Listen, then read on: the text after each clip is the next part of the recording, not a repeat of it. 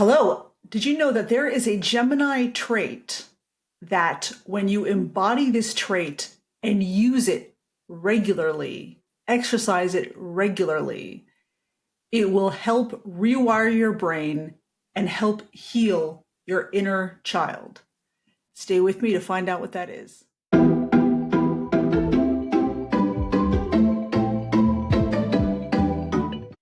Hello, this is another episode of Positive Parenting with Astrology. I am your host and resident Gemini, Maria Riegger, and today we're talking about how you can use this specific Gemini characteristic to help rewire your brain and help heal your inner child. So we're talking about this trait today within the context of reparenting. I talk a lot on my channel about reparenting. What that means essentially is giving ourselves as adults what we needed as kids and did not receive. For example, the permission to be our authentic selves, emotional support, emotional validation, somebody we could go to and talk to about our problems, somebody who would listen without judgment, right? The permission to have our own boundaries. Everybody's entitled to have their own personal boundaries. Nobody else gets to decide what your boundaries are. Nobody else gets to decide whether or not your boundaries are unreasonable, right? That's for you to decide what your boundaries are. Things like that. Reparenting also involves teaching ourselves things as adults that we should have developmentally been taught as kids. A lot of insecure and toxic parents will engage in gatekeeping. That is, they neglect to teach their kids developmentally appropriate skills like taking care of themselves, cooking, washing laundry, doing paperwork, or doing basic chat tasks and chores, time management. A lot of those parents that gatekeep don't teach their kids those things because they're insecure and they want the kids to continue to be dependent on them so that the kids are enmeshed with them, because that is how a lot of insecure and toxic parents get their validation, right? From having people dependent on them, from considering those people beneath them. So healthy, secure parents do not gatekeep. Healthy, secure parents know that they need to teach their kids developmental things to prepare them for adulthood. And that involves giving their kids age-appropriate autonomy. So reparenting, that's why reparenting also involves teaching ourselves those skills as adults that we did not get taught as kids.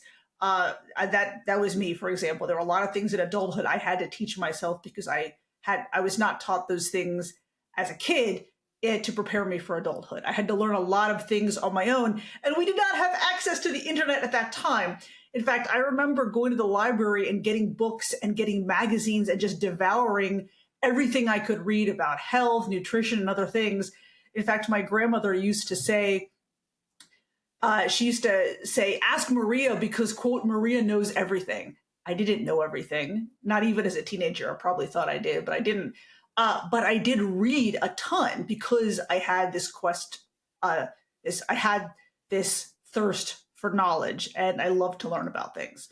But that is what we mean when we talk about reparenting. Now, part of reparenting involves letting go of this penchant, this need to control things, this need to control events, outcomes, people, situations, environments, all those things. That need for control is tied into that codependency, because codependency basically is this need to control everything so that you feel better, right? This idea that, well, everybody needs me and I need to be involved in everything, right? That's how I prove my worth to others. So part of reparenting involves learning the idea that we do not need to operate from this constant sense of urgency, that I need to do this and do that, that life is not one continual crisis or chaotic situation to resolve, that we do not need to operate from this constant sense of urgency and this constant fear that, oh, if I'm not involved in this, bad things will happen. If I don't control this outcome or this person's behavior, bad things will happen. Part of reparenting is letting go of that tendency, right? Which is, as we said, linked to codependency. Because for codependents, like myself, I'm a codependent in recovery. For codependents, we link our worth to what we can do for other people. We are only as valuable as what we can do for others.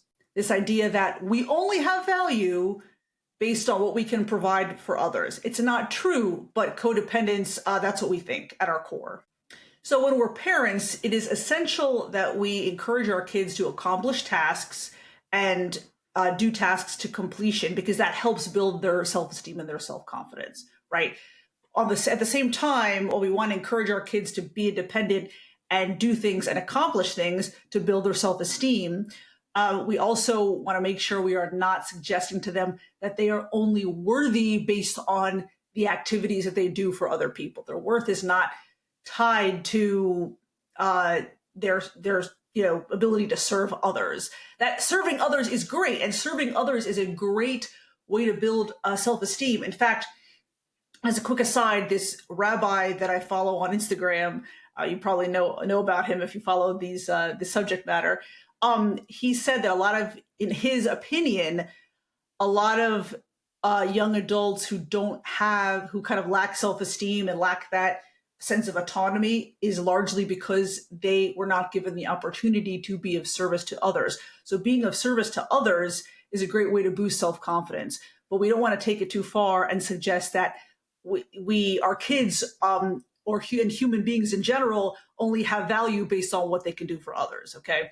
So that's what I wanted to point out there, because we don't want people to have this self-belief that they're only worthy if they self-sacrifice. Okay. That has the propensity to lead to this black hole where nothing can ever be enough. It also draws toxic people to us. Codependents tend to attract toxic people who will take, and the codependent believes, oh, if I just give a little more and show a little more love, they'll be happy and they'll love me back. No, they continue to take, and then you end up with this like black hole where you're pouring all your time, money, and energy into a black hole that is never satisfied. That's why I emphasize so much this idea that we need to prepare our kids for adulthood by making sure they have their own boundaries and they protect their autonomy. Because if they don't protect their own autonomy and assert their own boundaries as adults, other people will by default set those boundaries for them. So a lot of codependents, and I was like this too in the past, because we have the self-belief I talked about, that we have to self-sacrifice in order to have value, or in order to be a good person, or whatever the particular belief is, we tend to have this belief that activities that are purely for enjoyment or purely for fun are completely worthless. And that is not true. But that is a belief that many of us codependents have, because we were taught by our parents that, well, you have to constantly be doing something. You have to constantly have this fear, this sense of urgency that, well, I need to get this done and then this done. And if I'm not involved in this, or I don't get to do that, then chaos will ensue, right? People will be mad with me and chaos will ensue, and I will be, a worthless person. So because of that self-belief, unfortunately, many of us end up with this idea that activities that are purely for rest or to recharge or for self-care or for enjoyment are worthless, that we must self-sacrifice. That is not true, and that is something I'm working with my clients to change. I've talked about this example before on this channel when my son was a few months old, and I was in school when I had my son. So during the summer break between my classes, I was taking a break with my son at home, who was a baby. And when he slept, I would kind of decompress and rest, maybe watch a little Netflix and, have a snack or cook. My mother came over to the house and she looked around and things were, not put away. Things were on the floor, and it wasn't, a perfect showcase of a house, right? So she looked at me and said, well, what are you doing when the baby is sleeping? And the message she was conveying to me was I needed to be doing things and taking advantage of the time my baby was sleeping to do productive things, that sitting down and resting was not a valuable activity, that I should not be doing it. I should not take care of myself. I should always be self-sacrificing. Okay. And that attitude is something I'm working to change with my clients, because many of us moms were brought up with that attitude. And those of us with complex PTSD tend to have irrational fears about all kinds of things. This is linked to that codependent need to control everything, right? Well, if I'm not involved, things will not work out, or at worst, they'll be harmful. Something bad will happen to somebody, right? But it's really hard to let go of that fear because we were raised in an environment where we were always on guard and scanning the environment for the next harmful thing that we had to avoid. So that kind of sense of urgent fear is locked a little bit in our limbic brain, and we need to be conscious of it so that we can work to rewire the brain and change that. We don't want to let our fears control us. So to that end, we need to rewire the brain. And one of the ways we can rewire the brain is by grounding ourselves. Now, I know what you're thinking. You're thinking, I just mentioned that we need to engage in activities to ground ourselves so that we don't live in constant irrational fear, right?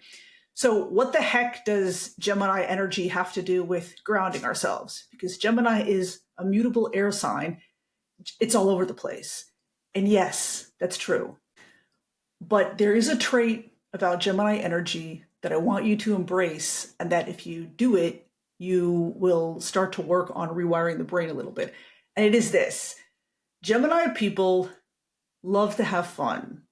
They love to engage in activities out of pure enjoyment, which we just talked about. If you're like me, you grew up with this idea of any activity that is strictly for just the enjoyment of the experience or just to rest with no practical purpose is worthless.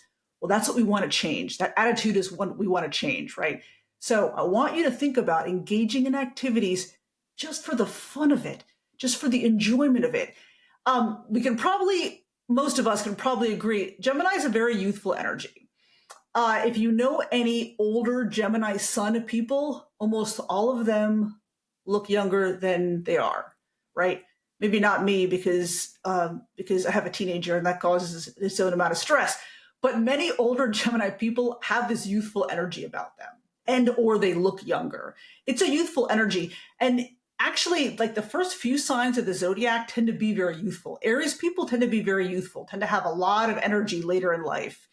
Cancer is more of an old soul energy, but Aries, Taurus, Gemini, even Leo, the fifth sign of the zodiac, Leo has a lot of childlike qualities about them. They like to engage in fun. Of course, it's also associated with the fifth house, which is the house of like fun stuff and kids and things like that.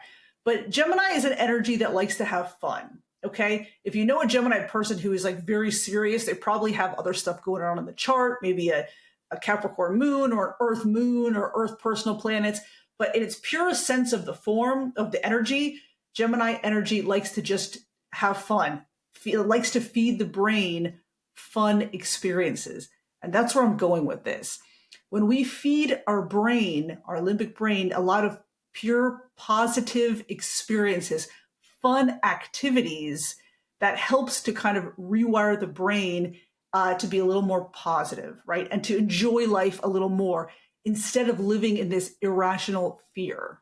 So we're talking about any activity that is a healthy escape that you engage in just for the fun of it. Because when you're having a good time, you're not focused on all these other things to be afraid about. Now, again, we're talking about healthy escapes, not binge watching Netflix for like 10 to 20 hours straight, okay? Healthy escapes, not pathological stuff.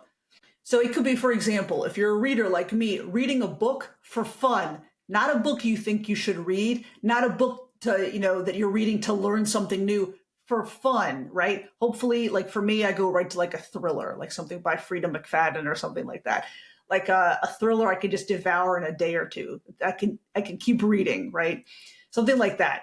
That something that you enjoy.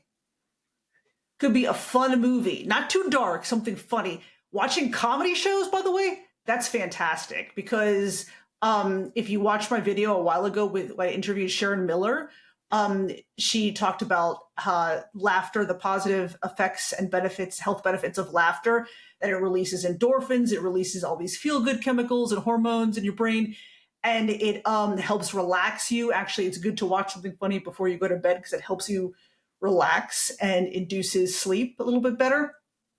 So comedy shows, stand-up shows, those are great to watch just for the fun of it. Another thing I like to do, and I encourage parents to do, is do fun activities with your kids. Laser tag, because you get some physical activity. The good thing about laser tag is it helps you focus. You're focused on taking out the other players, right? Any activity that's fun and that forces you to focus kind of clears the mind. So you're not thinking about all the other million things that you have to do or the things that are causing you stress or inducing that irrational fear. You're focused on the fun activity. Laser tag is great because it's fun and helps you focus. If you have any kind of immersive games, we have it's called Immersive Game Box where I live, and you go in a room and with a team of people, and it's a not quite a virtual reality, but it's like a basically an enhanced game box. It's a lot of fun, and you do physical activities, and you have to concentrate depending on the game you're doing. Like they have an Angry Birds game and a Floor is Lava game. So again, you're having to concentrate on something and you're having fun while doing it, okay? So ideally, that's what we're going for, something that helps you concentrate, that takes your focus off the stuff that's making you afraid, and but it is also fun. Bowling, arcades, all those things that are just fun. There's no practical purpose, right? So all these activities get you out of your head. They help you focus on something else, right? And if you're doing it with other people, it's a bonding experience. As I'm always saying, especially with boys bond through doing physical activity. So any fun physical activities you could do with your sons, even better. And these activities, when you do them, they are grounding for all the reasons we just talked about. They are taking you out of your head, they're helping you focus, and they are helping you laugh, hopefully, and releasing all those feel-good chemicals.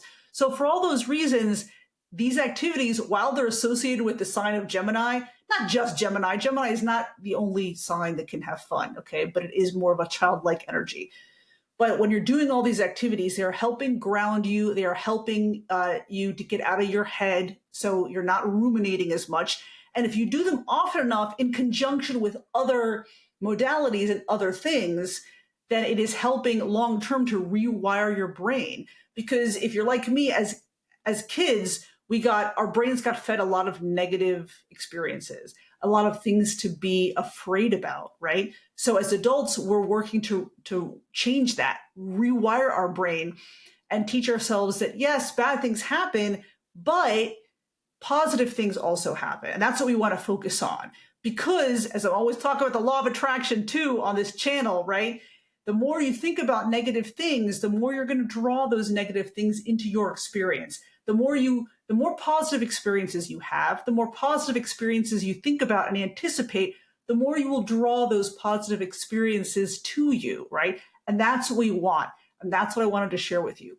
So your homework for this week is to find one activity that you like to do just for the pure enjoyment of it, from watching a show or reading a book or going on a walk or something to get you out of your head and those ruminating thoughts. If you have questions or comments, please leave them below. If you want to book a discovery call with me, a free call to see how I can be of service to you, please click on the link below, and I will see you next time.